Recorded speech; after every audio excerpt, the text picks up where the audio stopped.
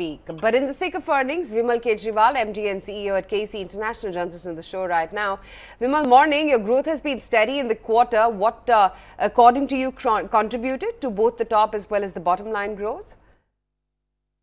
So if you look at our numbers, we grew 11% Q on Q. But if you adjust it for GST, it's around 18% growth has happened. And the basic contribution for the growth has come in from our non-T&D business, which is basically civil as well as railways. The profit margins are overall improvement both from the T&D sector as well as the non-T&D sector.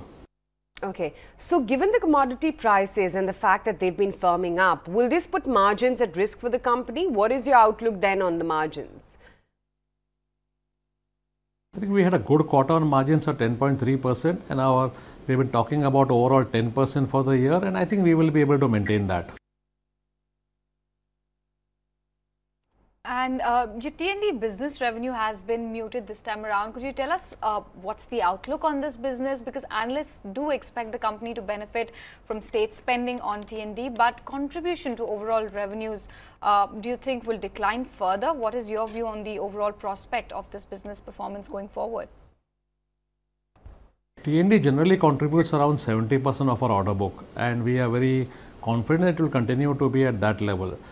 This particular quarter, we had some delayed startup in our projects, etc., which is the reason for the slow T&D growth. And also there were elections in West Bengal and Karnataka that led to some delays in the project revenues. But I don't think we are worried about it, and we are very clear that we should be able to maintain the growth at the expected levels going forward for the year. At the same time, railway electrification has picked up pace and has grown 97%, which of course provides growth opportunity for you over the next 4 to 5 years. What kind of growth and opportunity are you penciling in over the next couple of years? So if you look at railways, over the last 3 years, we have doubled our revenues every year. From 200 crores, we went to 400. Last year, from 400, we jumped to 800 crores. And this year, already Q1 is almost 100% growth over a corresponding quarter. So we do expect that the current year we should be doing at least another 100%. That's around 1500 to 1600 crores of revenue in the railway business. In fact, today our railway order book is more than 5,000 crores. So we are very confident about this year as well as even next year's growth. Right. So you know, Vimal, you're one of the very few companies in the construction space which has not raised equity for a decade now. Will that position remain, or are there any fundraising plans that you have in the pipeline? We have no fundraising plans going forward, because what we believe that if we operate our contracts efficiently then and keep our working capital under control, then we are able to fund our growth. If you look at our growth, in the last 15 years, we have grown from 500 crores to around more than 10,000 crores. And we have not felt the need for raising equity. In fact, our debt also is pretty low. The debt equity is less than 1. So I don't think there's any need for raising equity. Right. You've secured new orders as well for the railway segment in FY18, almost about, more than 2.5 times FY17 order intake.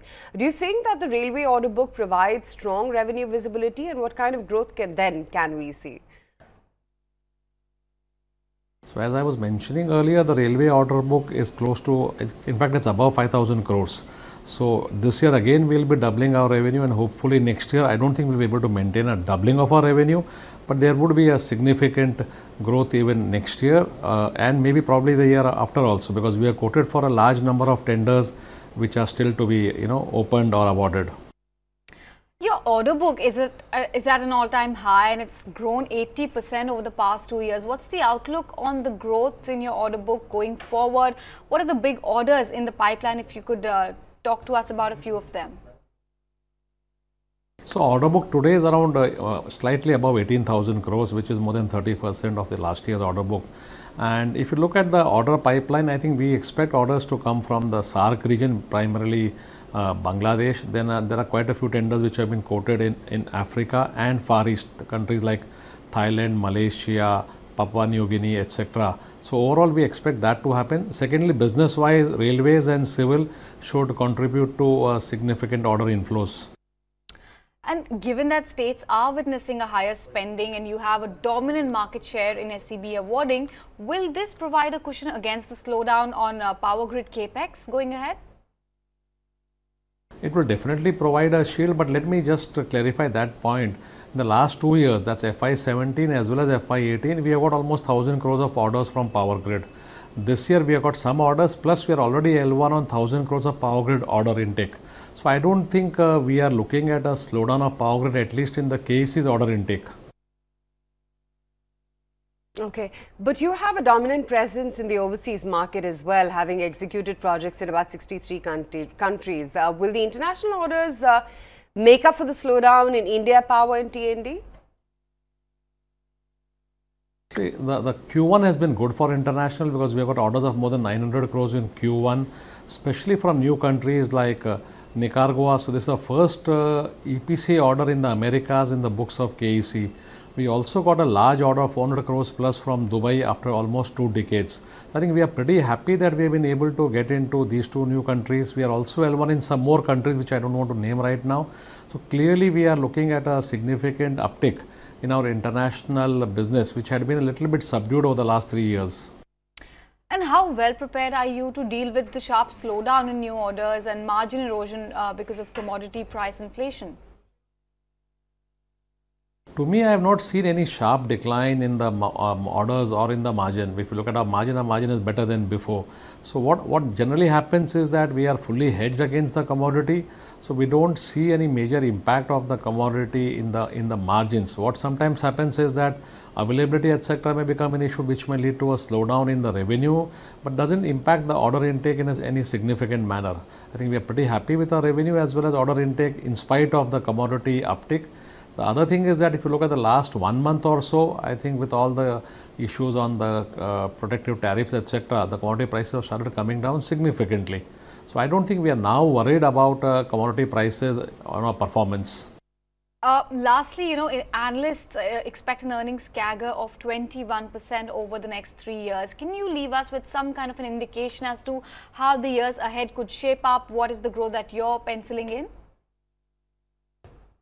So what we have been saying is that we will maintain our EBITDA margin at around 10%, which if you look at our Q1, we were at 10.3%, leading to a PBT rise of almost 41%. So we are very clear that we should be able to achieve a 15% revenue growth with the same EBITDA margins. I think that would translate into a significant upside in our final earnings at PBT and PAT level.